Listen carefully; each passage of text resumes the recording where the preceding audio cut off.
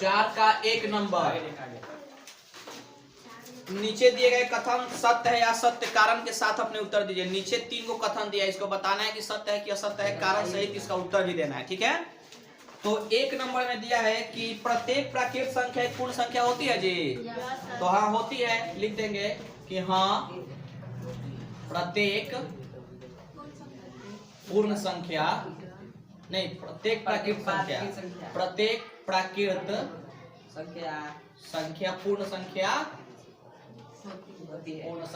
होती है, होती है।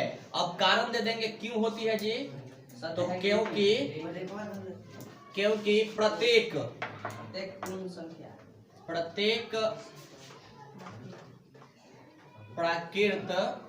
संख्या, प्रत्येक प्राकृत संख्या में शून्य को शामिल कर देने से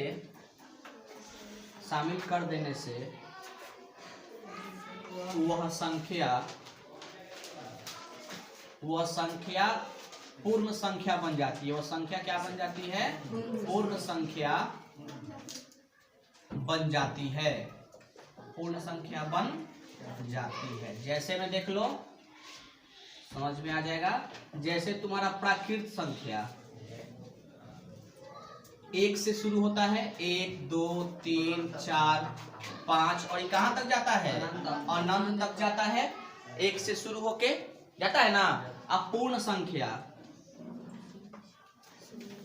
संख्या देखो, अभी ऊपर बोले हैं कि प्रत्येक प्राकृत संख्या में जब शून्य को शामिल कर देते हैं तो ये प्राकृत संख्या है ना, इसमें शून्य को शामिल कर दो तो ये तुम्हारा क्या बन गया, पूर्ण संख्या। तो पूर्ण संख्या यानी 0 से कहां तक जाता है, अनंत तक जाता है। तो देखो, तो प्रत्येक प्राकृत संख्या पूर्ण संख्या नहीं है कि नहीं है। तो क्योंकि ये भी 1 से शुरू हो रहा है, इसमें भी 1 है, 1 से लेकर अनंत तक। लेकिन अब इसी का उल्टा पूछ देता सवाल में, चाहे एग्जाम में पूछ देता, चाहे पूछ देगा कि प्रत्येक पूर्ण संख्या क्या प्राकृत संख्या होते हैं, तो नहीं होते हैं, क्योंकि प्राकृत संख्या में शून्य नहीं होता है। तो ये अगर पूछ दे उल्टा इसका तो नहीं होता है, ऐसे पूछ रहा है तो होता है। बताइए, हम लोग देखते हैं 4 का कितना नंबर, 2 नंबर। तो 4 का 2 नंबर है कि प्रत्येक पूर्णांक एक पूर्ण संख्या होती है। तो प्रत्येक पूर्णांक बता दिए हैं, पूर्णांक संख्या, तो पहले लिख देंगे कि नहीं, क्या लिख देंगे, नहीं, प्रत्येक पूर्णांक पूर्ण संख्या नहीं होती है, प्रत्येक पूर्णांक पूर्ण संख्या नहीं होती है। ये चीज लिख दिए, नहीं प्रत्येक पूर्णांक पूर्ण संख्या नहीं होती है। अब क्यों नहीं होती है जी, तो लिख देंगे क्योंकि पूर्ण संख्या शुरू होती है 0 से, होती है ना। 0 से शुरू होती है और कहां तक जाती है, अनंत तक। लेकिन जो तुम्हारा पूर्णांक होता है,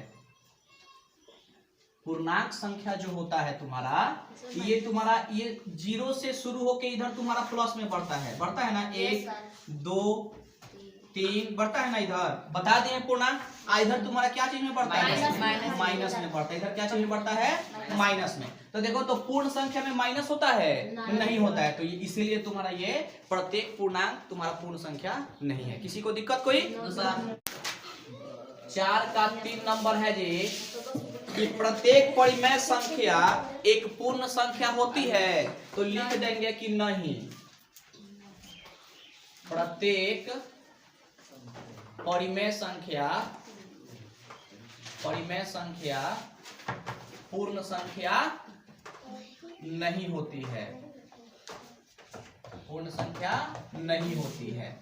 अब देखो, प्रत्येक परिमेय संख्या पूर्ण संख्या क्यों नहीं होती है, इसलिए नहीं होती है कि जो पूर्ण संख्या होता है तुम्हारा शुरू, ये तुम्हारा कहां से शुरू होता है, 0 से। 0 1 2 3 बढ़ते बढ़ते अनंत तक जाएगा। अब परिमेय संख्या उसे कहते हैं जो P बटा Q के रूप में हो, यानी कि P बटा Q के रूप में हो, यानी कि 3 बटा 2 हो गया, 4 बटा 5 हो गया। ये तुम्हारा क्या हो गया, परिमेय संख्या। तो देखो, तो इसमें 0 से शुरू हो रहा है कि नहीं। लेकिन ये तुम्हारा जो है, ये P बटा Q के रूप में नहीं ना है ऊपर वाला।